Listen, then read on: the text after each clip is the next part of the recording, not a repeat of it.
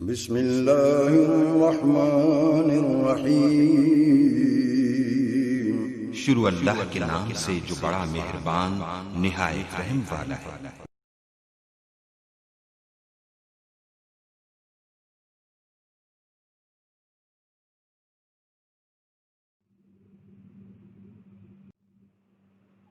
عزیز طلباء و طالبات، السلام علیکم ورحمۃ اللہ وبرکاتہ۔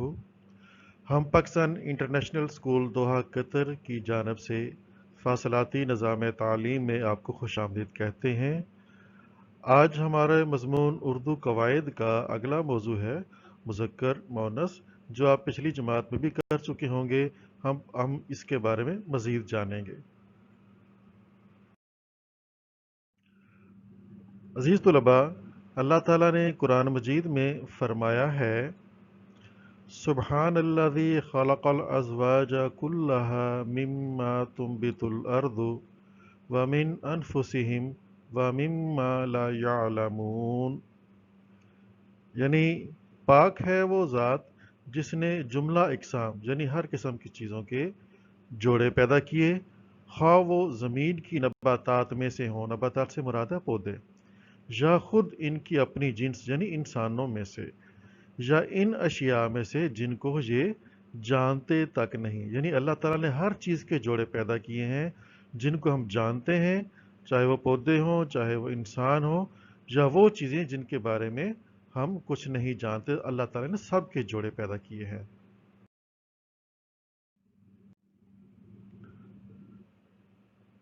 اب سب سے پہلے یہ دیکھتے ہیں کہ جوڑا کسے کہتے ہیں۔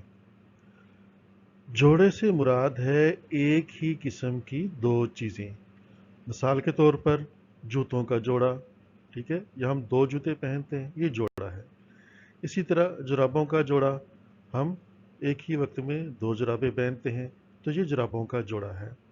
تو جب اللہ تعالیٰ نے فرمایا کہ اس نے ہر چیز کا جوڑا پیدا کیا ہے، یعنی تو اس میں انسانوں، جانوروں اور پودوں میں جوڑے سے مراد ہے ایک نر اور ایک مادہ۔ اب آپ جہاں پر آپ دیکھ لیجئے، جیسے مرغا جو نر ہے اور مرغی مادہ ہے، تو یہ جوڑا ہے۔ اب مذکر دیکھتے ہیں کہ مذکر کسے کہتے ہیں۔ وہ اسم جو نر ہو، یعنی کسی نر کا جو نام ہوتا ہے اسے اردو میں مذکر کہتے ہیں۔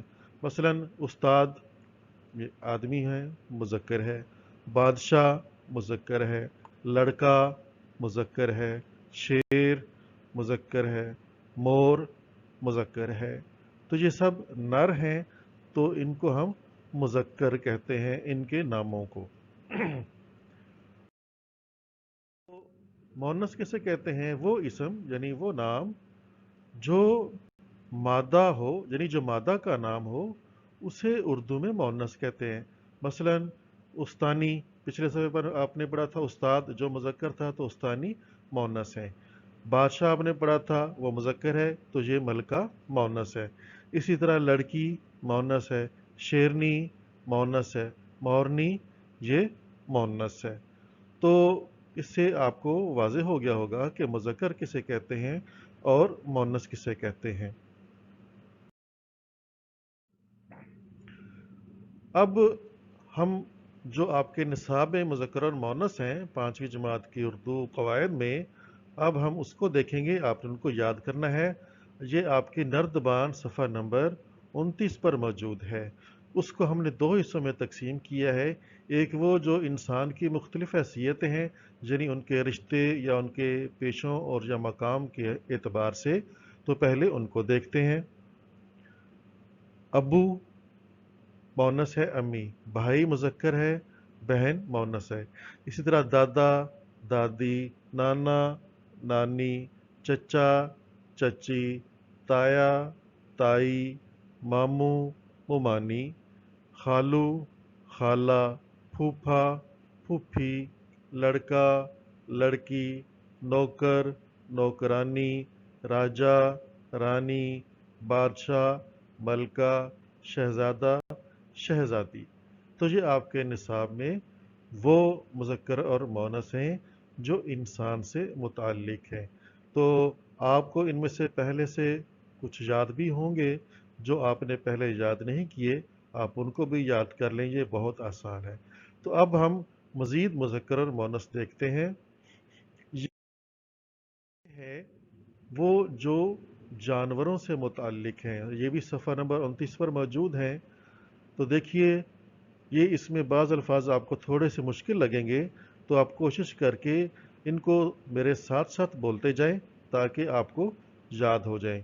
اونٹ، اونٹنی، بیل، گائے، کبوتر، کبوتری، مور، مورنی، شیر، شیرنی، بلا، بلی، ہرن، ہرنی، ہاتھی، ہتھنی، مرغا، مرغی، گھوڑا، گھوڑی، چڑا، چڑیا، بندر، بندریا، بکرا، بکری، ناگ، ناگن۔ تو یہ مذکر اور مونث ہیں جو جانوروں میں ہم دیکھتے ہیں۔ آپ ان کو اچھی طرح یاد کر لیں تاکہ آپ امتحان میں ان کے جوابات دے سکیں اور اچھے نمبر حاصل کر سکیں۔ تو یہ آج آپ کا مذکر اور مونث کا سبق تھا۔ تو چلتے چلتے میں آپ کو پھر وہی ایک بات بتا دوں، میرے کانوں میں مصری گھولتا ہے کوئی بچہ جب اردو بولتا ہے۔ تو مجھے دیجیے اجازت، اللہ حافظ، السلام علیکم ورحمۃ اللہ وبرکاتہ۔